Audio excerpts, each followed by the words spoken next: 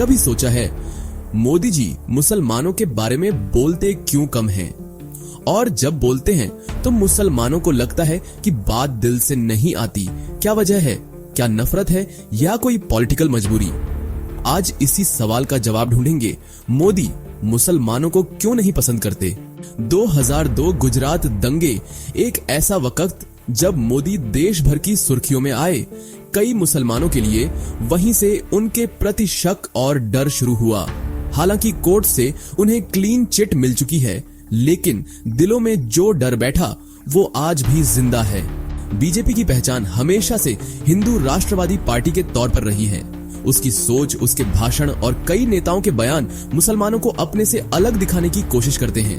अब एक सवाल और उठता है, अगर मोदी मुसलमानों से दूरी बनाकर चल रहे हैं तो क्या असदुद्दीन ओवैसी उस खाली जगह को भरने की कोशिश कर रहे हैं? हर बार जब सरकार मुसलमानों को नजरअंदाज करती है तो ओवैसी एकदम सामने आते हैं, तेज आवाज, तीखे सवाल और फायर ब्रांड स्टाइल। उनकी रैलियों में भीड़ होती है, उनके बयानों में गुस्सा भी और उम्मीद भी। कुछ लोग कहते हैं ओवैसी वैसी हैं जो मुसलमानों की सच्ची आवाज हैं, तो कुछ लोग डरते हैं कि कहीं ये आवाज उन्हें और हाशिए पर न कर दे।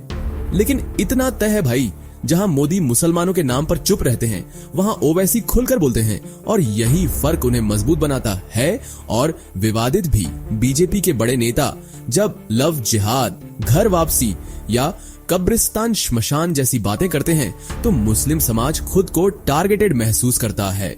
जब भी देश में कोई मुस्लिम मुद्दा उठा, चाहे मॉब लिंचिंग हो, सीएए एनआरसी हो या बुलडोजर पॉलिटिक्स, मोदी जी अक्सर चुप्पी साधे दिखे।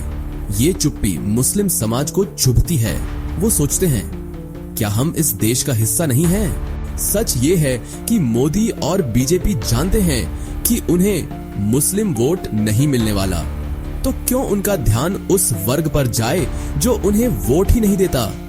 ये है हार्ड पॉलिटिक्स, जहां दिल नहीं आंकड़े चलते हैं। कई बार मोदी जी ने मुसलमानों के लिए बातें भी की हैं। कुरान और कंप्यूटर दोनों चाहिए, सबका साथ, सबका विकास। लेकिन जमीनी हकीकत यह है कि मुस्लिम समाज को अब तक इसका फायदा बहुत कम मिला है।